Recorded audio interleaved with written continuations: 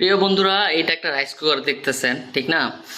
আমরা যারা বিদেশে থাকি এরকম একটা রাইস কুকার হইলে আর কিচ্ছু লাগে না। এই দেখেন, এই রাইস কুকারের ভিতরে আমি কি রান্না করছি। এই রাইস কুকারে রান্না করছি পোলাও, বুঝছেন? এই দেখেন পোলাওটা কত জর্জর হয়েছে। আমি যদি এই পোলাওটা মানে কড়াইয়ের ভিতরে রান্তাম, ওই যে চুলার ভিতরে, হ্যাঁ, তাইলে এটা খিচুড়ি হয়ে যেত। কিন্তু এটা যদি আমি রাইস কুকারে রান্না করছি না, মাশাল্লাহ ভাই, কি কম, এত জর্জরা হয়েছে। মানে আপনার আপনার মানে সরাসরি দেখলে বুঝতে পারতেন, বুঝছেন?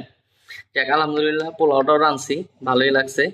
হ্যাঁ, তবে মানে আসলে কি, যারা আমরা ব্যাচেলার, মানে পুরুষ মানুষ, ব্যাচেলার না মানে পুরুষ মানুষ যারা, তারা আর কি অরিজিনাল শেফ ছাড়া আর কি সবসময় এরকম মানে পোলাও রাঁধতে গেলে, বারবার বিরিয়ানি রাঁধতে গেলে এরা নরম হয়ে যায়।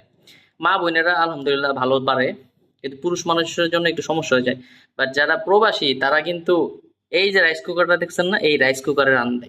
আর এই রাইস কুকারে রান্না করার পরে এই বিরিয়ানি বা পোলাও এত ঝরঝরা হয় বা ভুনা খিচুড়ি এত ভালো হয় যে মানে প্রবাসীটা যদি কেউ দেখে তাহলে বুঝতে পারবো, বুঝছেন?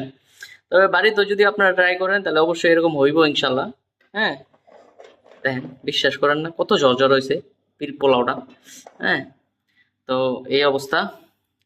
আহ আশা করি খাইতে এটাও ভালো হইব। হুম, দোয়া করেন আমার জন্য। আল্লাহ হাফেজ।